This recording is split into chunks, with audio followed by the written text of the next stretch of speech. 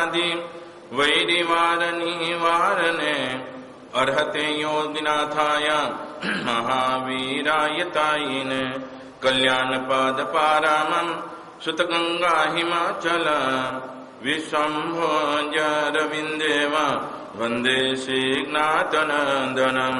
अज्ञानतिमिरान्धानं ज्ञानाञ्जनशलाकया नित्यं तस्मै श्रीगुरवे नमः। भाग्यशालियों, साहित्यकार महाराज विनय विजय मार उपाध्याय शांत सुधारस का आगम का जो इधर विधान जो बताने जा रहे हैं, शांत सुधारस क्या है वो तो आगे देखेंगे, लेकिन प्राथमिक के अंदर शांत सुधारस जिसका सुनने से, जिसका चिंतन करने से, जिसका मनन करने से अपने जीवन के अंदर जो हमारी इंद्रियों है, 5 इंद्रिय उच्छृंखल बनी हुई है, क्योंकि अनादि संज्ञा के अंदर हमारा जीवात्मा इन इंद्रियों को पराधीनता के अंदर चलता जा रहा है। और कहां तक जाएगा कि जहां तक मोक्ष के अंदर नहीं जाएगा, वहां तक 4 गति और 84 लाख जीवावनी के अंदर ये भ्रमण कराने के 5 इंद्रियों हमारे कैसी बनी है, तो उसके ऊपर विजय प्राप्त करने का कार्य के अंदर उसको शांत बनाने के रूप में कार्य, क्योंकि हमारा मन जो शांत बनेगा, क्योंकि कर्म बंधन की प्रवृत्ति के अंदर मन ही एक कारण है। यदि मन संतप्त दशा के अंदर है और व्याधिग्रस्त है, चिंताग्रस्त है, ऐसी स्थिति के अंदर हमारा मन कोई जगह स्थिर नहीं बनेगा। तो मन स्थिर बनाने के लिए शांत रस तो 9 है, वो प्रसंग बताएंगे, लेकिन 9 रस है, इसके अंदर शांत रस है, उसको रसाधिराज कहा जाता है। तो शांत रस का कार्य के अंदर साधना का कार्य के अंदर शांत रस जिस जीवात्मा ने साध्य किया है, वो जीवात्मा 4 गति और 84 लाख जीवावनी के अंदर से मुक्त बनने का प्रयास जिसके मन के ऊपर कंट्रोल प्राप्ति किया है। कुंथुनाथ परमात्मा का स्तवन के अंदर संगीतकार इन्हें बताया कि मनरु किम ही नहीं माने, जेम जेम करी राखू जतन तेम तेम अलगू भागे। क्योंकि अलग दूसरी जगह जाने का कार्य के अंदर इस जीवात्मा ने बहुत कुछ निमित्त खड़ा किया हुआ है। ये 14 राजलोक के अंदर कोई ऐसी जगह नहीं है कि हमारा जीवात्मा वहां न गया हो और वहां से प्रवृत्ति नहीं की होगी कि 4 गति दुखदाई ऐसी प्रवृत्ति के अंदर गया। तो जो पदार्थ देखेगा, जो पदार्थ सामने आएगा, इनके प्रति हमारा मन वहां चला जाता है और मन चला जाने के बाद चल विचल हो जाता है। चल विचल होने का कार्य के अंदर अपना लक्ष्य चुक जाने का कार्य होता है। तो जिस जीवात्मा का मन निश्चल बना है, एकाग्र बना है और एक चित्त के अंदर आने वाला जीवात्मा, इसलिए हमारे ज्ञानी पुरुषों ने कहा है मन प्रसन्नता में ती पूज्य माने चिरेश्वर। परमात्मा की भक्ति का योग के अंदर कार्य के अंदर बताया जाए मन की प्रसन्नता, लेकिन मन की प्रसन्नता तो बहुत जगती है। हाँ, जैसी दृष्टि ऐसी सृष्टि, जैसी दृष्टि ऐसी सृष्टि। किसी को हम कहते भोजन के अंदर रुचि होवे तो भोजन के अंदर उसको क्या बनेगा, मन की प्रसन्नता जगेगी। किसी को हम कहते अर्थ उपार्जन करने का कार्य के अंदर जो रुचि हो तो उसके अंदर मन की प्रसन्नता जगे। कहीं हम कहते हैं अनादिकाल से हमारा जीवात्मा कुतूहल वृत्ति के अंदर चल रहा है। यदि कुतूहल वृत्ति सामने जो आ जाए तो जीवात्मा सब कुछ भूल जाए और इसके अंदर एकाग्रता पूर्वक चला जाए। ठीक है, इधर बताया एकाग्रता आ जाए मन की प्रसन्नता जिसके अंदर जगे, फिर यहां ये भी है, जिसके अंदर मन की प्रसन्नता जगे उसके अनुरूप कार्य होवे। यदि भोजन के अंदर मन की प्रसन्नता जगे तो क्या होवे? हाँ, भोजन के अंदर मन की प्रसन्नता रहे तो जीवात्मा क्या भोजन किया सप्त धातु के अंदर परिणित बनेगा और जो किया हुआ आहार आसानी से उसको अमुक हजम करने का कार्य होता है।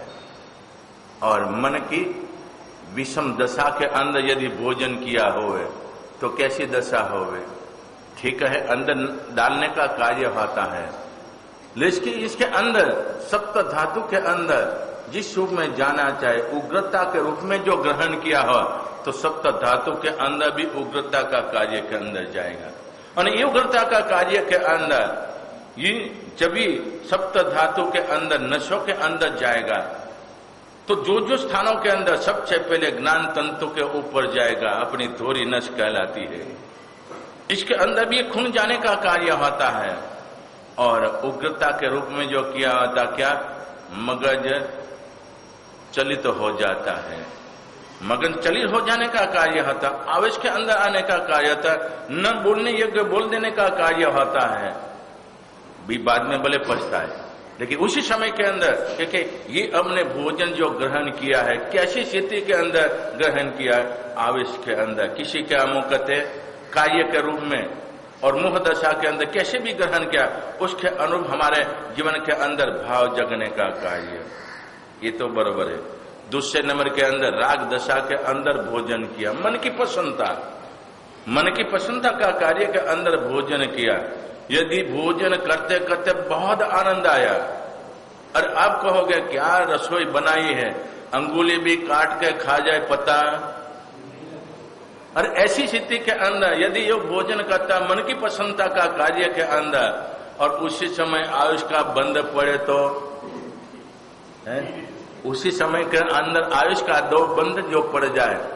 तो जीवन पर्यंत की ही आराधना, ये अमुक निष्फल बनने का कार्य के अंदर चले जाए। तो इधर हम कहते हैं कोई रंग रागना का राग का कार्य के अंदर आप समझो के भोजन कर रहे हो, आप तो व्यापारी हो और भोजन करते करते भी, क्योंकि परमात्मा ने कहा एक समय एक उपयोग रहता है, बराबर नहीं? लेकिन आप लोग इतने अमुक करते स्पीड में चलने वाले, हाँ ये भी चलता हो, आंख का भी काम चलता हो, तीन तीन काम करोगे, भोजन का कार्य और आंख से अमुक टीवी देखने का कार्य और कान से इतना इतना कार्य का कार्य के अंदर आप समझो कि आपको किसके अंदर मन की प्रसन्नता जगी? तीन कार्यों के अंदर है, किसके अंदर मन की प्रसन्नता जगी? एक समय में एक ही उपयोग होता है। तो इसी स्थिति के अंदर, ऐसी प्रवृत्ति के अंदर यदि भोजन करते समय के अंदर यदि आप टीवी देख रहे हो और टीवी देखने का कार्य के अंदर आंख की प्रसन्नता जगी, बरोबर है, लेकिन एक आंख की प्रसन्नता का कार्य के अंदर अपने आत्मा पडल ऊपर है, आत्मा ऊपर जो कर्म वर्गणा जो शरीर है, कर्मणा वर्गण शरीर जो है, ये शरीर क्या कार्य करेगा? भोजन करते करते भी है, वजन भोजन ये अमुकते कार्य मन की प्रसन्नता के कार्य में, लेकिन प्रसन्नता तो है, लेकिन चित्त कहां चला गया? ऐसे चला जाने का कार्य के अंदर जो हम कहते हैं अपना जीवन कैसा बने, और ये आहार ग्रहण करने के बाद सप्त धातु के अंदर परिणित बनेगा तो भाव कैसा जगेगा? यही भाव जगने का कार्य। तो भोजन करने का कार्य के अंदर साथ साथ में तीसरा भी कार्य, और इसके अंदर यदि फोन से हम कहते कोई कार्य हो गया और कारखाने से दुकान से आपका समाचार आ गया कि आपस के अंदर नौकर हम कहते लड़ पड़े है? होता नहीं, लेकिन एक बात है, लड़ पड़े, उसी समय के अंदर आपका अमुक भोजन कैसा बनेगा? अरे कहीं न कहीं नुकसान कर देंगे, आपस के अंदर लड़कर ऐसे भावों के अंदर भोजन भी झटपट कर भागने का कार्य है। तो मन की प्रसन्नता का कार्य के अंदर, तो इधर बताया जाता है मन की प्रसन्नता का कार्य के अंदर शांत रस, शांत रस यानी परमात्मा है, परमात्मा के मुख कमल से निकली वाणी, शांत रस प्राप्त करने वाला जीवात्मा आत्मा स्व परमात्मा बनने का एक विधान जो आता है, ऐसे कार्य के अंदर तो इधर उपाध्याय विनय जी महाराज अपने जीवन के अंदर परमात्मा की वाणी, गुरु की मेहरबानी, जो समय काल चल रहा था, अकबर बादशाह का समय काल चल रहा था, और वो समय काल के अंदर मंत्र तंत्र का विधान चल रहा था। मंत्र प्राप्त करने के लिए कोई चाहना नहीं थी, लेकिन संयम की आराधना के द्वारा अनायास से इनके जीवन के अंदर कार्य होता था। ऐसा कार्य का समय हीर सूरी महाराज का समय काल कोई लंबी बात नहीं है, 300 350 400 साल हो गया, 400 साल का समय का काल। तो इस समय काल के अंदर हीर सूरी महाराज का जीवन अपने जानते पति पर्युषण के दिनों के अंदर, जिस समय के अंदर 30वां व्याख्यान के अंदर हम सुनते हीर सूरी महाराज का कार्य का रूप में, तो ऐसे प्रभावशाली राजा महाराजा ऊपर पर जिसका हम कहते प्रभाव था, और ये प्रभाव का कार्य के अंदर धर्म की उन्नति करने का कार्य के अंदर साधु का है, स्व और पर का कल्याण का कार्य। तो आने वाला जीवात्मा पति भी, मृत राजा के पति भी अपना भाव कैसा था, धर्मी आत्मा बने, ऐसे कार्यों के अंदर। और हीर सूरी महावीर बहुत कुछ आगमों की यानी परमात्मा की वाणी है, इन परमात्मा की वाणी का मनोमंथन करते हुए कई प्रकार के सूत्रों की रचना करने का कार्य बना। इसी स्थिति के अंदर इनके शिष्यामुख उपाध्याय कीर्ति विजय महाराजा, वो भी गुरु की अमुकते दिनचर्या के अंदर, गुरु का कार्य के अंदर, ज्ञान ध्यान और स्वपर का कल्याण का कार्य के अंदर आगे बढ़ने वाले कल्पसूत्र में क्या आता है, शांति चंद्र उपाध्याय। शांति चंद्र उपाध्याय महाराजा अकबर को भी हम कहते सही मार्ग के अंदर सही मार्गदर्शन देने के रूप में, जो समाज के अंदर जो कुरीति चलती थी, हिंसा का वातावरण चलता था, उसको भी सही रूप में, और अपने बनाई ही ऐसे जीव दया प्रतिपालक का ग्रंथ का कार्य चातुर्मास दरमियान के अंदर सुनाने का कार्य होता है। ऐसे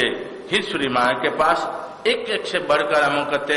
साधु, हम कहते शास्त्र ज्ञान के अंदर, तो कीर्ति विजय महाराज उपाध्याय ये भी इसी तरह से, और इनके ही शिष्य विनय विजय महाराज, जो आज के समय के अंदर पर्युषण दिनों के अंदर कितने भी अमुकते साधु संत आचार्य आदि, जिसका अमुकते कल्पसूत्र वांचन करने का कार्य था, यानी कल ये संस्कृत भाषा के अंदर, प्राकृत में से संस्कृत भाषा के अंदर लाकर, क्योंकि समय जो चल रहा है दिनों दिन ज्ञान की हीनता, ये ज्ञान की हीनता देखते हुए इधर विनय विजय महाराज उपाध्याय ने देखा आने वाला समय काल कैसा